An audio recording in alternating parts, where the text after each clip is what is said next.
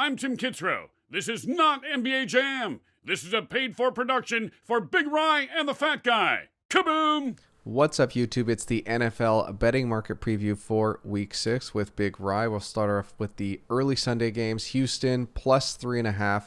41% of bettors are on Houston. No positive line movement, no positive money greater than the bet percentage, and there's been just over 1,000 bets. At Houston at 41%, this is a no bet, but like I always say, if it comes down closer to 30, this would be a one-unit play.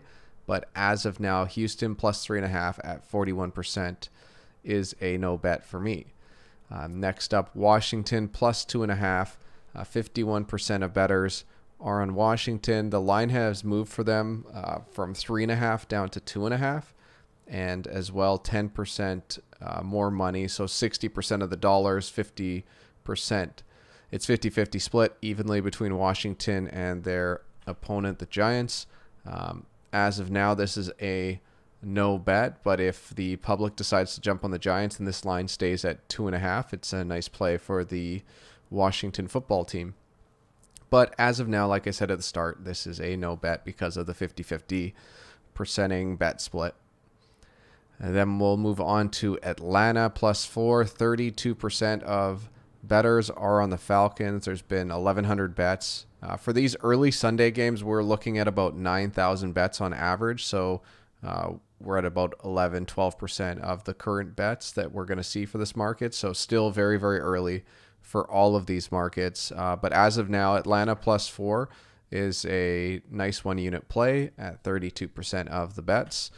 They're facing Minnesota, so people are on Minnesota. The line's moved in favor of Minnesota, and there's more money on Minnesota as well. So there has been some sharp action on Minnesota. But if there's only 32% of bettors are on Atlanta, that's where I would lean. So as of now, this is a one-unit play for the Atlanta Falcons. Next up, Chicago plus 1. 52% of early bettors are on Chicago. They opened at 2.5-point underdogs. They're now plus 1. 26% more dollars bet than the bet percentage. But because this is a 50-50 split again, 52% of bettors are on the Bears. I'm going to leave this game alone. Next up, Detroit is 3-point favorites. On the road, 67% of early bettors are on Detroit. This game only has 794 bets so far, so this is not going to be a heavily bet game. But as of now, no bet on Detroit, considering they've got 67% of bettors are on them. The Browns plus 4, 47% of bettors are on the Browns. I will not touch the Browns as well with the 47%. Same with Cincinnati. They're plus 8 at the moment.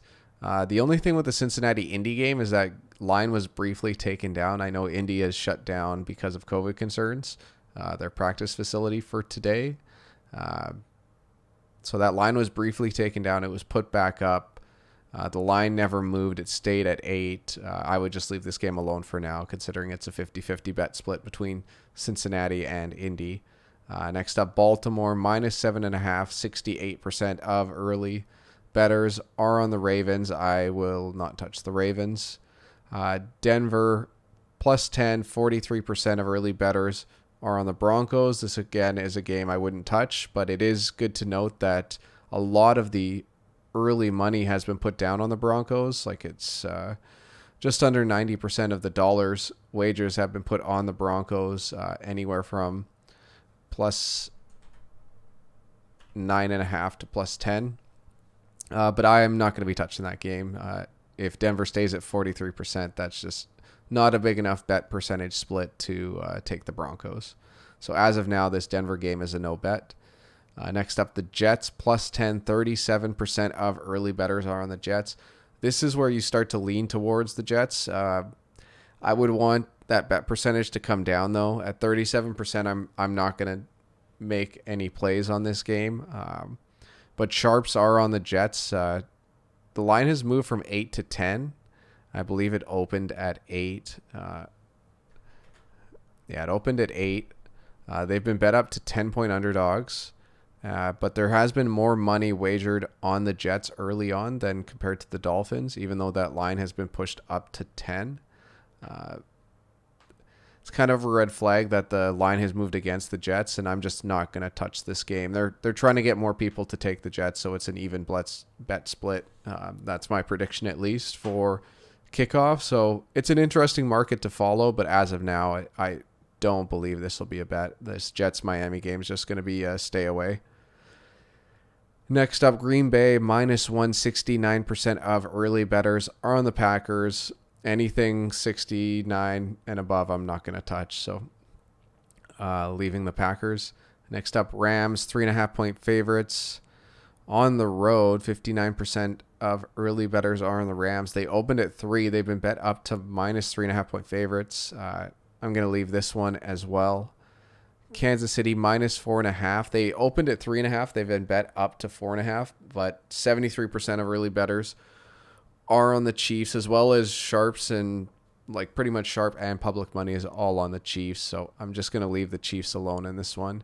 And then the second of the doubleheaders on Monday night, Arizona, minus 1, 48% of bettors are on the Cardinals. I'm going to leave that as well. I'm just going to quickly take a look over the home teams as well, just to see if there's any plays that I like here. Tennessee, minus 3.5.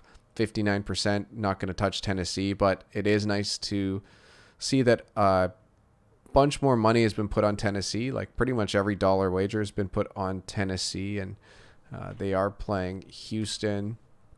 So like I said, I like Houston if that comes down, but as of now, this is a game just not to touch. Next up, the Giants, 2.5-point favorites. At home, 49% of early bettors are on the Giants. That's a pretty even split between them and the Washington football team. I almost slipped up there. Just leave this game for now. There's no value either side. Minnesota minus 4, 68% of bettors. It's too high of a bet percentage, even though they've got positive line movement and they got more money wagered. At 68% of bets, I'm just not going to touch the Vikings. Carolina minus 1, 48%. Again, 48% of bets, not low enough for me, so I'm going to leave Carolina. Jacksonville, 33% of bettors are on Jacksonville. They're 3-point underdogs at home, and 60% of the dollars wagered have been put on Jacksonville. So I like Jacksonville for a 2-unit play here at plus 3. So that's one of the first games I've liked, or at least would consider putting money down. And Jacksonville, because of the bet percentage, because the money percentage is so high, this is a 2-unit play for me for Jacksonville. Next up, Pittsburgh, minus 4, 53% of early bettors are on the Steelers, and there's a lot more money put down on the Steelers than the Browns. Interesting market-wise, but as far as betting's concerned, this is just a stay-away game for me. Indy, minus 8, 50% again. This market could fluctuate as we get closer to kickoff. There's a good chance this game isn't going to be played, to be honest. So I'll just move on to the Philly game. Philly plus 7.5, 32% of early bettors are on the Eagles. This is a 1-unit play for me. No line movement in their favor. There's most likely less money bet on Philly. There's been less money bet on Philly because they're going up against Baltimore. But the nice thing to see is that line hasn't moved. So I do like Philly at 1 unit because 32% of dollars are on Philly, and that line hasn't moved. And when the bet percentages are so different, like 32 to 68, and that line doesn't move, that's actually a really, really nice. That's really, really nice for Philly. So that's almost a 2-unit play. If they come down to 7, it would be a nice 2-unit play. A nice 2-unit play for Philly. So I think getting them at 7.5 is actually a good price to get them at. It's up to you, though, whether you want to get them at 7.5 and risk that 2 units, and hopefully that line comes down. As the fact, I would say this is a nice middling play. If you can get Philly at 7.5 and somehow that line comes down to Baltimore minus 6.5, you can jump on both sides and hope for a Baltimore 7-point win. But as of now, Philly plus 7.5, 32% of bettors, no line movement. I would put 1 unit on Philly at plus 7.5. New England minus 10, 57% of early bettors are on the Pats. They've moved from 9.5 to 10-point favorites. At 10 points, there's just no value. I know the Fat Guy liked them before 10, but market play wise, at 10, 57%, there's just no value as of now.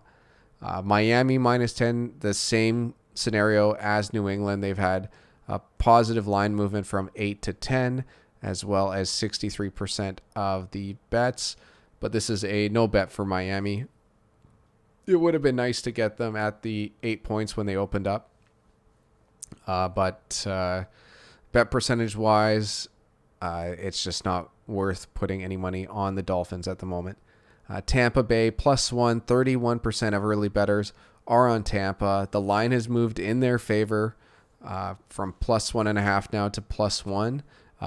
This is a nice play, Tampa. This is a 2-unit play for me as of now, and I wouldn't even take the point. I would just take Tampa Bay money line, get a couple extra points of juice for if they win, but there's nice value on Tampa after their debacle on, I believe, Thursday night against Nick Foles and the Chicago Bears. There's actually really, really nice value on Tampa, and I think that's more because people are just so high on Green Bay right now. But Tampa has this is a really nice play for Tampa in a season where I don't think you're going to get very many opportunities to take Tampa Bay. This is going to be one of the only weeks where Tampa Bay does have nice value. So 2 units on Tampa. And then on to Sunday Night Football, where the San Francisco 49ers are 3.5-point underdogs at home. 41% of early bettors on San Fran, and it's about a 50-50 split money-wise. If this comes down a little bit, there is some value on San Fran.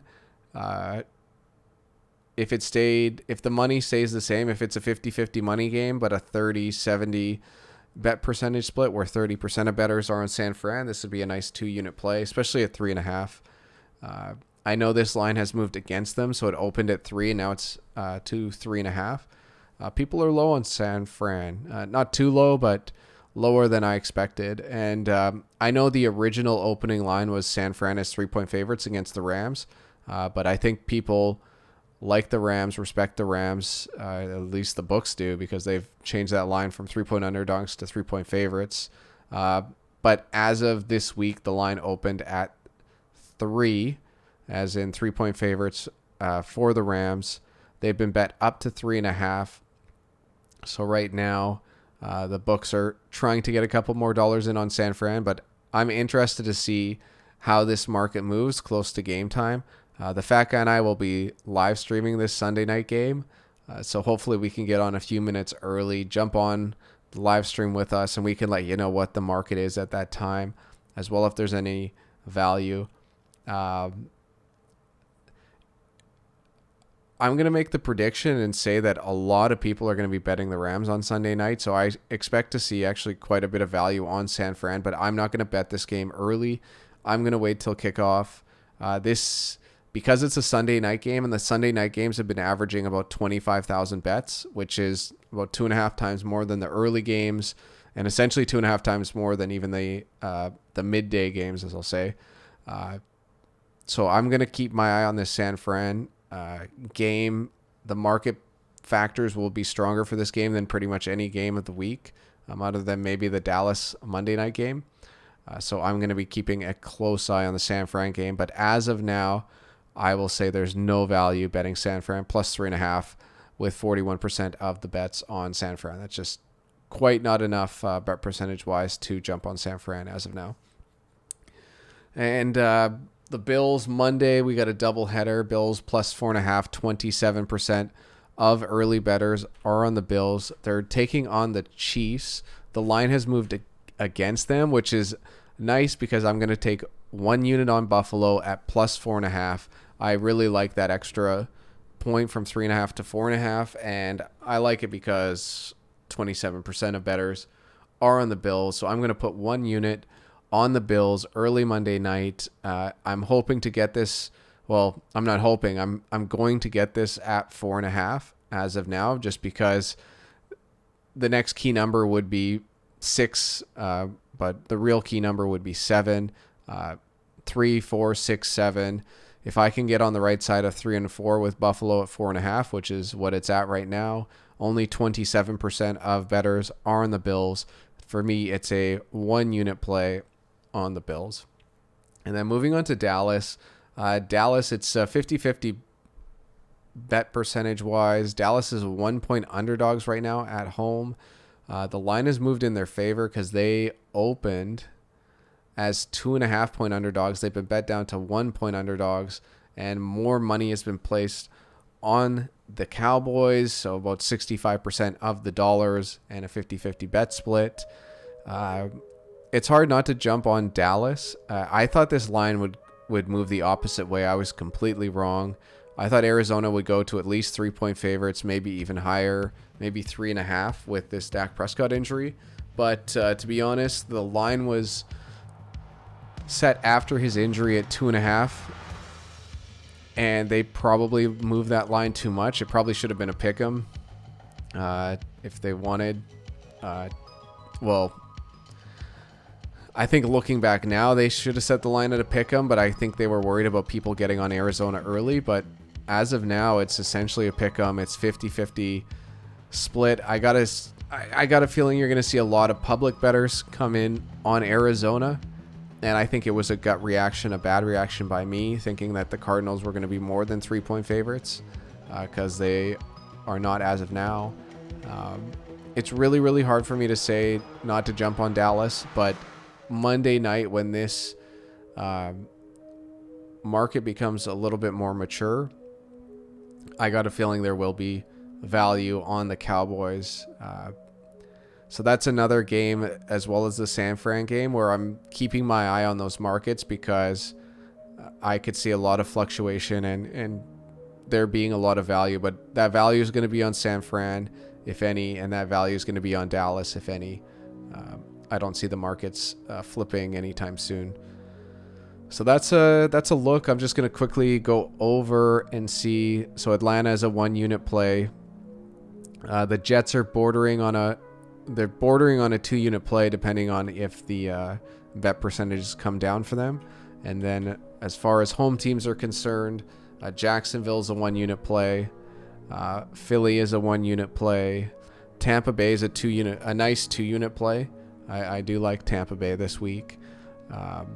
I'm looking at San Fran. I'm looking at Dallas, but I'm not putting anything down on San Fran or Dallas as of Friday morning when I'm taking a look at these. And then I'm also going to put 1 unit down on the Bills. So I'm going to jump on that right after I put this video out. But remember to join the Fat Guy and I. Sunday night, we're going to be streaming. Monday night, I'm not sure if we're going to stream both of those games. The Buffalo game might be too early for us, but we'll see. There's a chance that we could be live streaming that Buffalo and that Cowboys game.